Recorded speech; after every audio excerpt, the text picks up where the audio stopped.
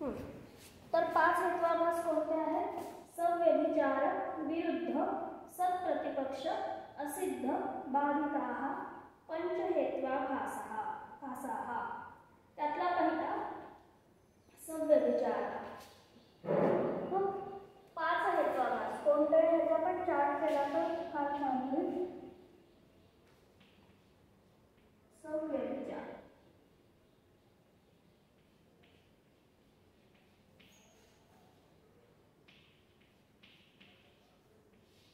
याचं दुसरं नाव काय आहे? अनैकांतिक।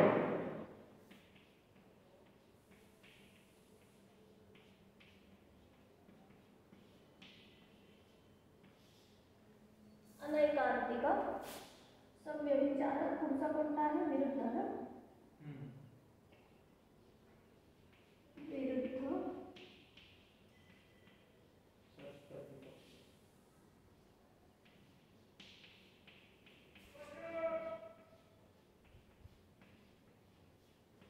सत्प्रतिपक्ष, असिद्ध आणि बाधित।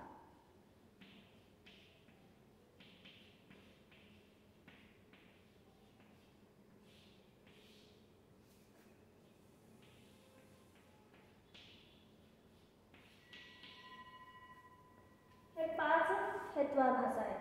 यापैकी सव्यभिचार जो आहे त्याचे पुढे 3 प्रकार पडतात। त्यातला एक काय आहे? नाव साधारण।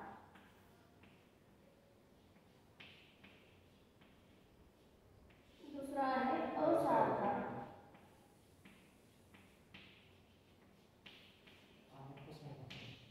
आणि तिसरा आहे अनुपसंहार।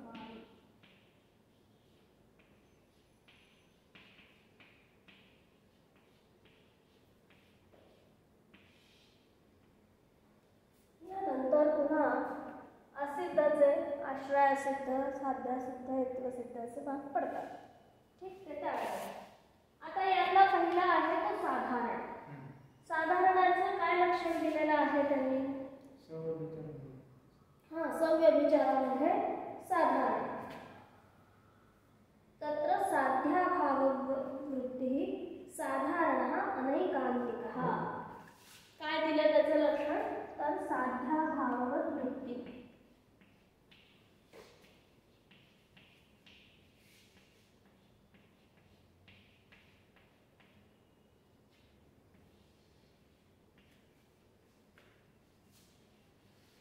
लक्षण म्हणल्यावर कसं तर वृत्तित्व हे त्याचं लक्षण आहे। साध्याभाववत वृत्तित्व हा साधारण हेत्वाभास। आता हा कसा होतो इथे बघूया आपण। उदाहरण घेऊया आपण म्हणून समजून घेऊया। आपण पाहिलं की पर्वतो वन्यमान धूमार या ठिकाणी यत्र यत्र धूमः तत्र तत्र वह्निः, पण यत्र यत्र वन्य भावः, वन्यचा अभाव जिथं जिथं आहे तिथं तिथं धूमाचा अभाव पण असणं आवश्यक आहे। इथं काय म्हटलं बघा? जिथं जिथं साध्याचा अभाव आहे तिथं पण असणं, कुणाचं? हेतूचं असणं। हा काय झाला? साधारण दोष झाला। याचं उदाहरण बघूया। पर्वतः धूमवान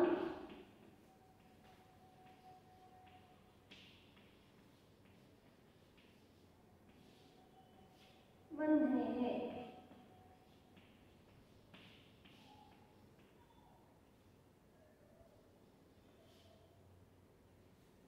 पर्वतः धूमवान वह्नेः। यामध्ये पक्ष काय आहे? पर्वत। साध्य काय आहे? धूम। आणि हेतू कोण आहे? वन्नी। म्हणजे आता इथे वन्नीवरून आपण धूमाचं काय करतो आहोत? अनुमान करतो, सिद्धी करतो आहोत। ठीक, मग आपण व्याप्ती काय प्रयोग करतो? यत्र यत्र वह्निः तत्र तत्र धूमः। ठीक, महान असं उदाहरण दिलं। परंतु यत्र यत्र धूमाभावः आपला आत्ताचा स्वयंपाक किंवा आयोग इथे काय आहे? यत्र यत्र धूमाभावः साध्याभावः,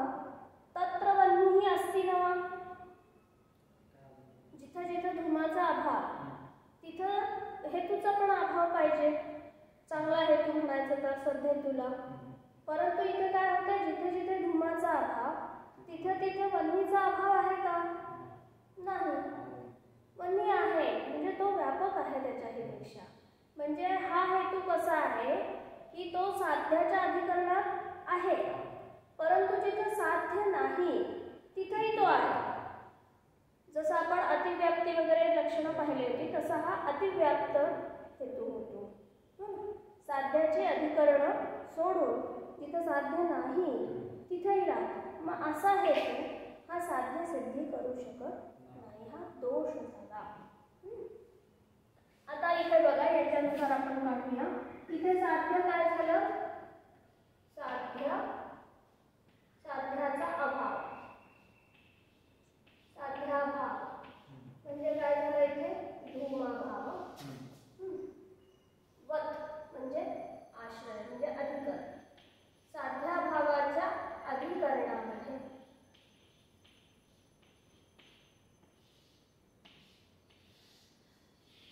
म्हणजे इथे भंग कुठला होतो? तर व्याप्तीमधला साहचर्य नियमाचा इथे भंग होतो. अधिकरण व वृत्तित्व कस्य हेतु.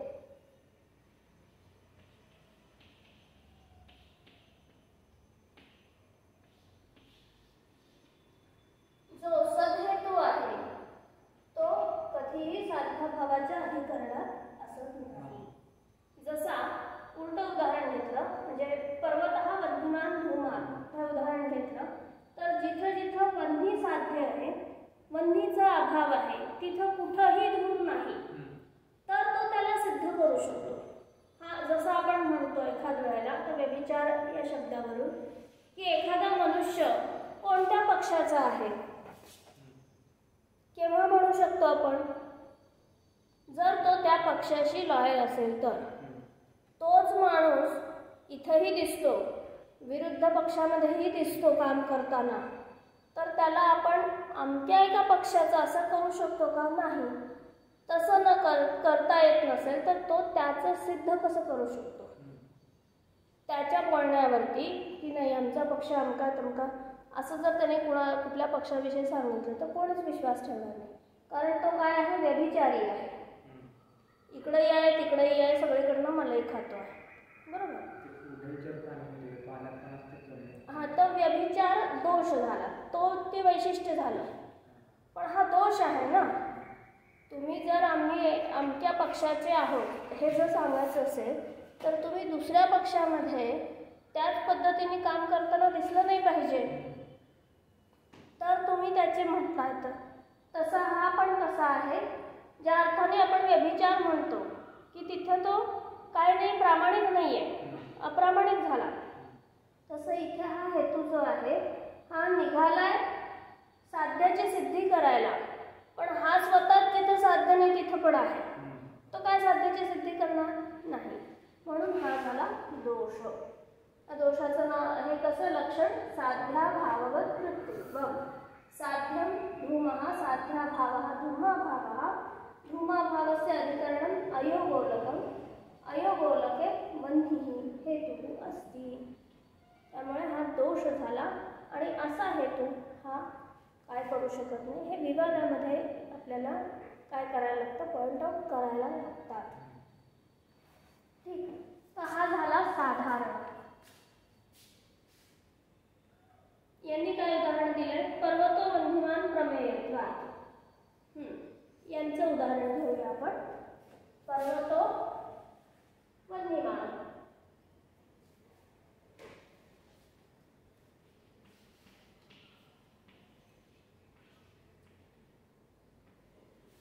पर्वतो वन्यमान कशावरून? प्रमेयत्वात्.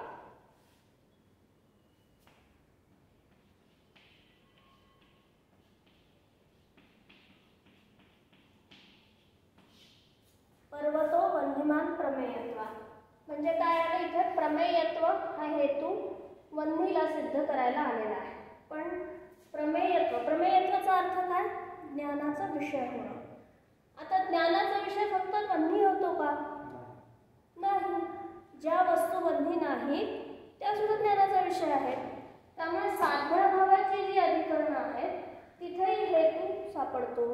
हा हेतूचा झाला दोष. हा हेतू साध्याला सिद्ध करू शकत नाही, कारण व्याप्तीच नाही, व्याप्तिभंग होतो तिथे. ठीक. यत्र यत्र धूमः तत्र तत्र वह्निः असं पण इथं म्हणता येत नाही. यत्र यत्र प्रमेयत्वं तत्र तत्र वह्निः हेही म्हणता येत नाही. ठीक. त्यामुळे हा हेतू काय करू शकत नाही, साध्य सिद्ध करू शकत नाही. समजलं? पुढचं असाधारण, याच्या उलट आहे तो असाधारण. काय आहे तो? उदाहरण सांग. उदाहरण आणि लक्षण.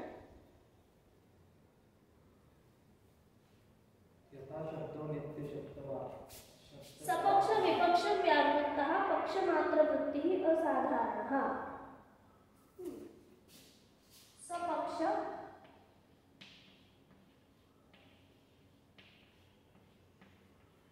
विपक्ष व्यावृत्तः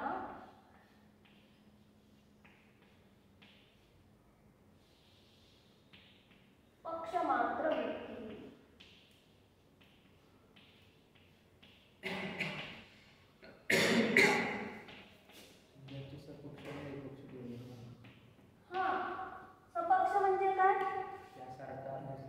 नाही, जिथे साध्य आणि हेतू दोन्ही आहे तो सपक्ष खात्रीने आहे. विपक्ष म्हणजे दोन्ही नाही. आणि पक्ष म्हणजे जिथे साध्याचा संशय आहे. ठीक आहे, ते म्हणजे पक्ष. आता हा जो आहे असाधारण तो कसा आहे? सपक्षातही नाही, विपक्षातही नाही. विपक्षात नसणं चांगलं आहे, हेतू विपक्षात नाही हे चांगलं आहे, परंतु ना त्याचा सपक्ष दाखवता येत ना विपक्ष दाखवता येत, कारण तो फक्त आणि फक्त पक्षाच्याच ठिकाणी आहे.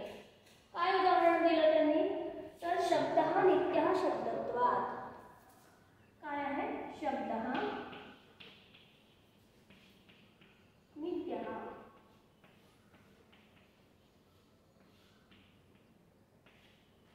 शब्दत्वात्.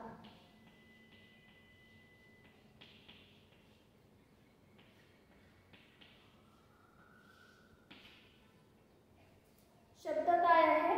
नित्य आहे. कशामुळे? हेतू काय आहे? शब्दत्वात्. इथं पक्ष काय आहे? शब्द. साध्य आहे नित्यत्व आणि हेतू आहे शब्दत्व. शब्दत्वात् पंचमीवरून शब्दत्व हा हेतू कळतो. आता हे शब्दत्व म्हणजे काय झालं? शब्दाचा धर्म. शब्दत्व कुठे राहणार? शब्दत्वाचं अधिकरण काय? शब्दत्व. शब्द सोडून दुसरीकडे शब्दत्व आहे.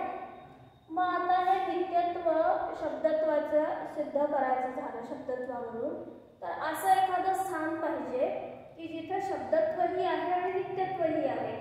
कुठे सापडणार? पक्ष सोडून पाहिजे ते.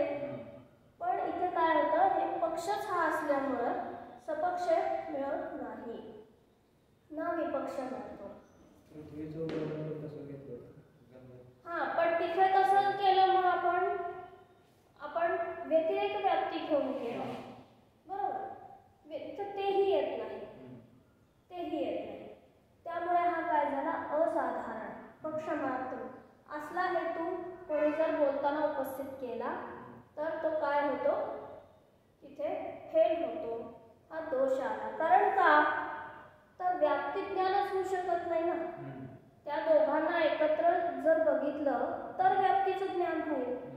दुसरीकडे बघितलंच नाही तर जिथं आधी साध्याचा संशय आहे तिथं सिद्ध कसं करणार? त्यामुळे व्याप्ती. हे दोन्ही पण काय होतं? व्याप्ती ज्ञानाला प्रतिबंधक होतात. कशाला प्रतिबंधक होतात? व्याप्ती ज्ञानाला.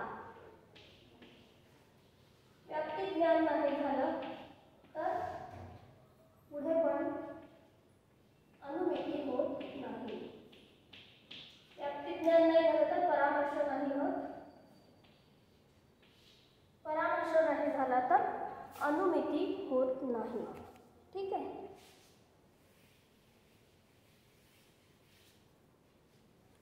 आता पुढचा जाऊया पुढे.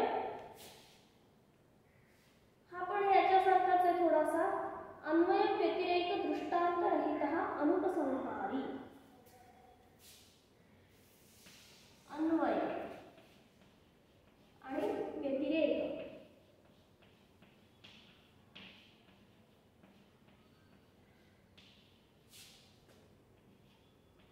दृष्टांत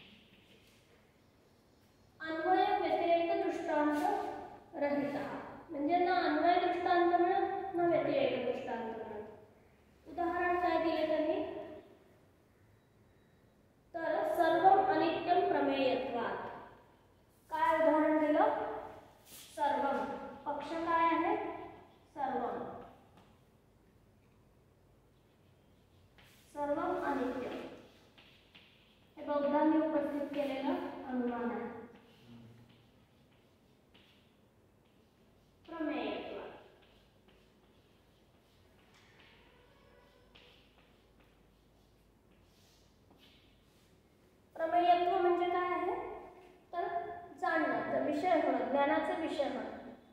ज्ञानाचे विषय होणं यावरून ते सिद्ध काय करतात, अनित्यत्व सिद्ध करतात. आणि पक्ष काय आहे इथं, सर्व. आता सर्वच्या बाहेर काय राहिलं, काहीच नाही. मग तुम्ही तिथे दृष्टांत उदाहरण म्हणून व्याप्ती घेण्यासाठी काय दाखवणार आहात, की जिथं प्रमेयत्व आणि अनित्य आहेत एकत्र, असं सर्व सोडून काय दाखवणार आहात तुम्ही, काहीच दाखवू शकत नाही. त्यामुळे इथे सुद्धा व्याप्ती होऊ शकत नाही. तर हे तिन्ही पण कसे आहेत, व्याप्ती ज्ञान प्रतिबंधक. ठीक, तिघेही कसे आहेत, व्याप्ती ज्ञान प्रतिबंधक. म्हणजे तिघेही कसे आहेत, त्यामुळे आपण सव्यभिचार हा जो आहे हा व्याप्ती ज्ञान प्रतिबंधक हेत्वाभास असं याला म्हणू शकतो. ठीक, तर हा झाला